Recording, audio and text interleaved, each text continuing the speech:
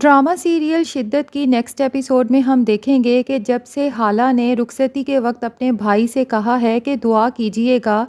کہ میرا شوہر احمد آپ کے جیسا نہ ہو، اب حالہ تو یہ کہہ کر اپنے گھر رخصت ہو کے چلی گئی ہے، لیکن اسرا بیچاری پر بہت ہی برا وقت آ چکا ہے کیونکہ سلطان نے اس سے بالکل ہی بات کرنا بند کر دی ہے۔ وہ یہی سمجھتا ہے کہ شاید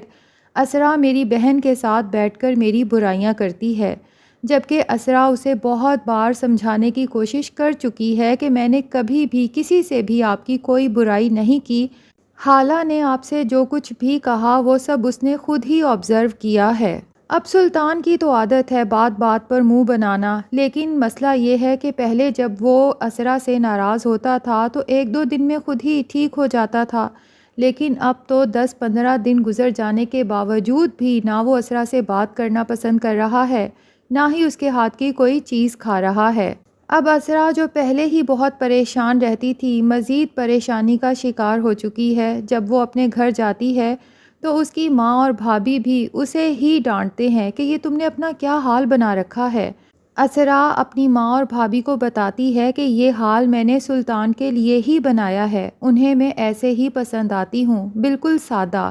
تو علیزے پوچھتی ہے کہ تم نے تو اس کے لیے اپنا حلیہ چینج کر لیا ہے، لیکن یہ بتاؤ کیا اس حلیے میں دیکھ کر سلطان تمہاری تعریف کرتا ہے؟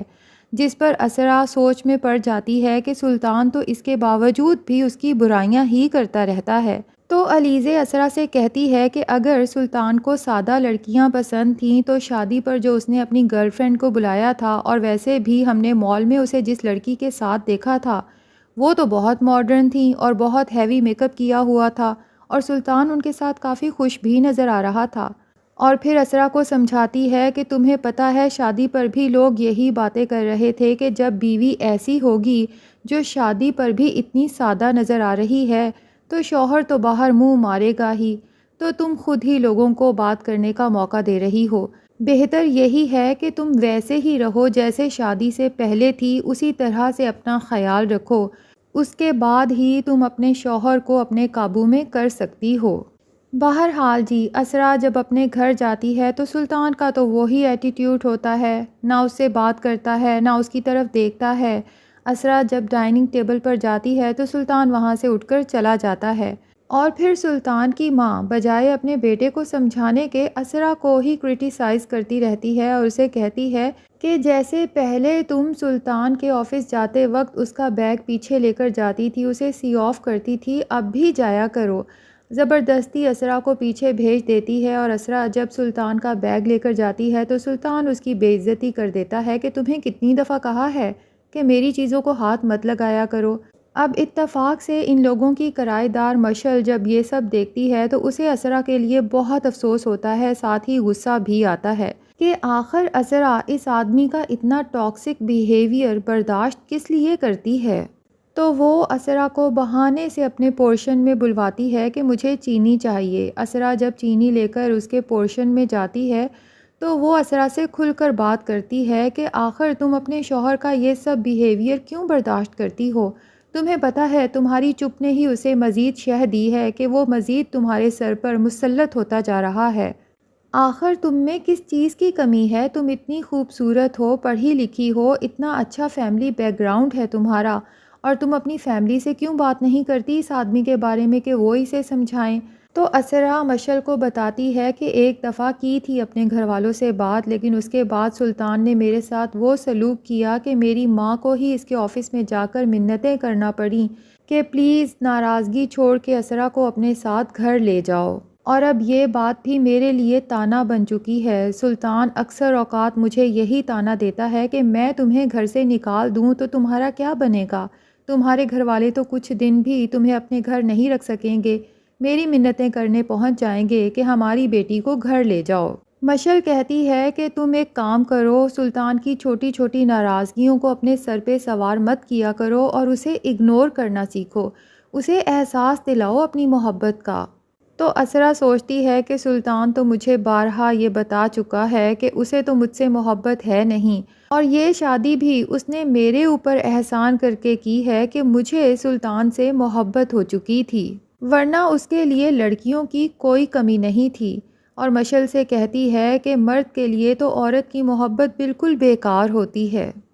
اور اب میں بار بار سلطان کی شکایت اپنے گھر بھی نہیں کرنا چاہتی، کیونکہ میری ماں ہائپر ٹینشن اور شوگر کی پیشنٹ ہے، اور میں نہیں چاہتی کہ میری اماں کو میری خوشیوں کے لیے کسی کے سامنے بار بار ہاتھ پھیلانا پڑے اور ان کی طبیعت خراب ہو۔ مشل اسرا کی یہ ساری باتیں سن کے کہتی ہے کہ میں تمہاری مجبوری تو سمجھ سکتی ہوں، لیکن تمہیں چاہیے کہ تم سلطان کو اپنے ہونے کا احساس دلاتی رہو۔ اسے یہ احساس ہونا چاہیے کہ اگر تم اس کی زندگی سے نکل جاؤ تو اس کی زندگی میں ایک بہت بڑا خلا آ جائے گا۔ تو اسرا بھی سوچتی ہے کہ مجھے مشل کی باتوں پر عمل کر کے دیکھنا چاہیے، سلطان کو اگنور کر کے دیکھنا چاہیے، ہو سکتا ہے کہ یہ فارمولا کام کر جائے۔ اسی لیے وہ گھر جا کر سب سے پہلے تو اپنا حلیہ تبدیل کرتی ہے، اچھا سا سوٹ پہنتی ہے، میک اپ کرتی ہے، اور اس کے بعد جب سلطان آتا ہے تو یوں شو کراتی ہے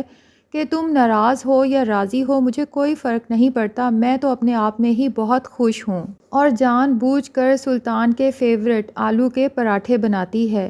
اب جب سلطان کی ماں سلطان کے آفس سے واپس آنے پر اسے بتاتی ہے کہ آج اسرا نے تمہارے فیورٹ آلو کے پراٹھے بنائے ہیں، کھاؤ گے نا؟ سلطان ابھی اسرا کو ہرٹ کرنے کے لیے انکار کرنے ہی والا ہوتا ہے کہ اسرا خود ہی درمیان میں سے ہی بات اچک لیتی ہے اور کہتی ہے کہ رہنے دیں آنٹی، اتنی کیلریز ہوتی ہیں پراٹھوں میں، اور وہ بھی پھر میرے ہاتھ کے، بالکل بھی نہیں، سلطان بالکل نہیں کھائیں گے۔ تو سلطان کو تو بہت غصہ آتا ہے اور انسلٹ بھی فیل ہوتی ہے، تو وہ فوراً کہتا ہے کبھی کبھی اپنی ڈائٹ خراب کرنے میں کوئی حرج نہیں۔ اب مشل نیکسٹ ڈے اسرا سے کہتی ہے کہ ہم لوگ باہر آؤٹنگ پہ جائیں گے، کھانا کھائیں گے، شاپنگ کریں گے،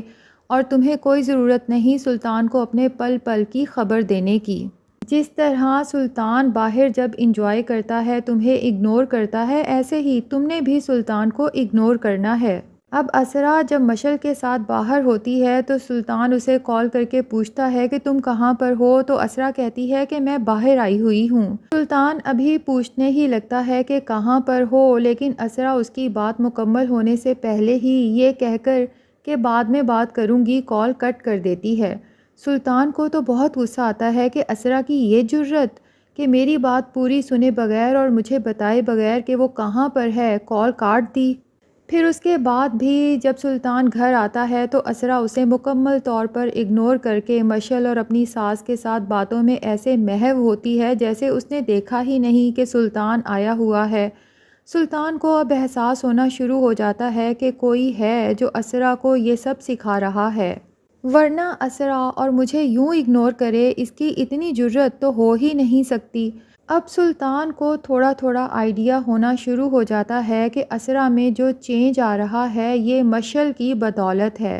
تو اسے تو مشل پر شدید غصہ آتا ہے۔ ابھی وہ انہی سوچوں میں ہوگا کہ جنید آ کر سلطان سے پوچھے گا کہ کیا مشل تم لوگوں کے پورشن میں ہے، کافی دیر سے مجھے نظر نہیں آ رہی، فون بھی اٹینڈ نہیں کر رہی، جس پر سلطان کو موقع مل جائے گا جنید کو مشل کے خلاف بھڑکانے کا۔ تو وہ جنید سے کہتا ہے یار جنید مائنڈ نہ کرنا، ایک بات بولوں؟ کبھی کبھی نا مجھے تمہاری حالت پر بہت رحم آتا ہے۔ تو جنید سلطان کی یہ بات سن کر حیران ہو کر پوچھتا ہے کیوں، جس پر سلطان کہتا ہے کہ چلو ٹھیک ہے، پوچھ کر نہ صحیح کم سے کم تمہاری بیوی کو بتا کر تو جانا چاہیے کہ وہ کہاں جا رہی ہے۔ اب دیکھو تمہیں پتہ ہی نہیں تمہاری بیوی کہاں ہے اور در بدر پاگلوں کی طرح اسے ڈھونڈتے پھر رہے ہو۔ لیکن سلطان کو یہ تو پتہ ہی نہیں کہ وہ جتنا بھی شاطر انسان بن جائے اس کو پھنسانے کے لیے جال تیار ہو چکا ہے، کیونکہ نوفل سلطان کو پھنسانے کے لیے چاندنی کو ٹرینڈ کر رہا ہے اور اس کی پکچرز بھی بہت زبردست قسم کی بنا کر سلطان کو بھیجنے والا ہے۔ پریزے نوفل کو بتاتی ہے کہ چاندنی کی یہ پکچرز دیکھنے کے بعد تو سلطان اس سے ملنے کے لیے پاگل ہو جائے گا، اور نوفل سوچتا ہے کہ اسے پاگل ہی تو کرنا ہے، جس طرح سے وہ باقی لڑکیوں کو اپنے اشاروں پر چلاتا رہا ہے تو بہت جلد وہ چاندنی کے اشاروں پر چلنے والا ہے، جس کے بعد نوفل سلطان کے خلاف سارے ثبوت اکٹھے کر کے اس سے پریزے کے ساتھ ہونے والے ظلم کا بدلہ لینے والا ہے۔ تو ناظرین، آپ کو یہ ڈرامہ کیسا لگتا ہے کمنٹ سیکشن میں اپنی رائے کا اظہار ضرور کریں، اور اگر ہمارے چینل پہ نئے ہیں تو پلیز چینل کو بھی سبسکرائب کر لیں۔